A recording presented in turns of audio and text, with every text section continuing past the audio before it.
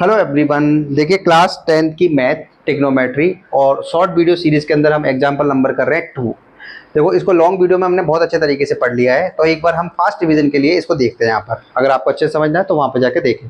Question में कह रहे हैं कि बी और क्यू दोनों, ये इंग्लिश और हिंदी दोनों मीडियम में है, बी और क्यू दोनों एक्यूट एंगल है। एक्यूट एंगल का मतलब है हमारे पास जिसमें थीटा की वैल्यू 90 से कम हो। और साथ में कह रहे हैं कि साइन बी और साइन क्यू दोनों बराबर भी हैं, और तो प्रूफ करना है कि बी और क्यू जो एक्यूट एंगल थे वो आपस में बराबर होंगे। ऐसे हिंदी में बोल रहा है कि बी और क्यू न्यून कोण है जिसमें साइन बी और साइन क्यू बराबर है, तो सिद्ध करना है कि बी और क्यू आपस में बराबर होंगे। देखो हमने क्या कह रहा है क्वेश्चन में कि बी और क्यू न्यून कोण है, एक्यूट एंगल है, तो हमने बी को एक्यूट माना, क्यू को एक्यूट माना, और एक राइट एंगल ट्रायंगल इसमें मान लिया और एक राइट एंगल ट्रायंगल इसमें मान लिया। तो ये हो गया A B C P Q are.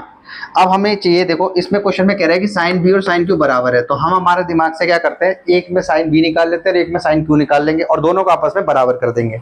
वही काम हमने यहाँ किया है। इस ट्रायंगल की मदद से साइन बी निकालेंगे और इस ट्रायंगल की मदद से साइन क्यू निकालेंगे। देखो साइन बी का फॉर्मूला होता है परपेंडिकुलर अपॉन हाइपोटेनियस। परपेंडिकुलर क्या होता है ये हम देख चुके हैं कि परपेंडिकुलर कौन है, जो जिस भी एंगल की बात हो रही है उसके सामने चले जाएंगे तो ए सी, और 90 के सामने जाएंगे तो हाइपोटेनियस जो कि ए बी है, तो ए सी बटा ए बी आ गया है। इसी तरह से इस ट्रायंगल में वही है हमारे पास पी आर, और इसमें कौन है पी क्यू, और ये पी आर बटा पी क्यू आ गया। चूंकि ये क्वेश्चन में गिवन था इसलिए हमने दोनों की वैल्यू पुट कर दी है, तो ए सी बटा ए बी बराबर पी आर बटा पी क्यू। अब हम चाहते हैं परपेंडिकुलर के सामने ये दिखे और हाइपोटेनस के सामने इसका हाइपोटेनस दिखे, तो हमने उसको बस रीअरेंज कर लिया है कि पी आर को नीचे ले आए तो ए सी बटा पी आर और ए बी बटा पी क्यू, और दोनों को के बराबर मान लिया है। यहाँ से अगर हमें ए बी की जरूरत पड़ेगी तो पी क्यू उससे मल्टीप्लाई हो जाएगा, के इंटू पी क्यू आ जाएगा। अगर हमें ए सी की जरूरत पड़ेगी तो पी आर के से गुणा हो जाएगा, के इंटू पी आर आ जाएगा। अब हमें देखो बेस नहीं पता है इन दोनों का, तो बेस के लिए हम पाइथागोरस लगाते हैं और वहां से निकाल लेंगे। तो हमें बी सी बराबर कितना दिख रहा है, A B square minus A C square, A B square minus A C square.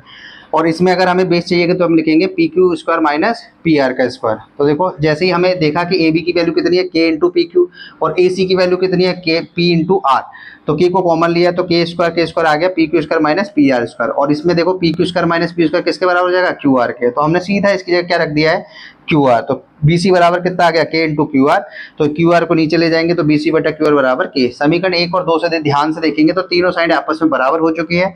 S S जो सिमिलरिटी रूल है उससे क्या हुआ है, दोनों ट्रायंगल सिमिलर हो गए, और सिमिलर होने पर दोनों जो एंगल है वो भी आपस में बराबर हो जाएंगे। Thank you.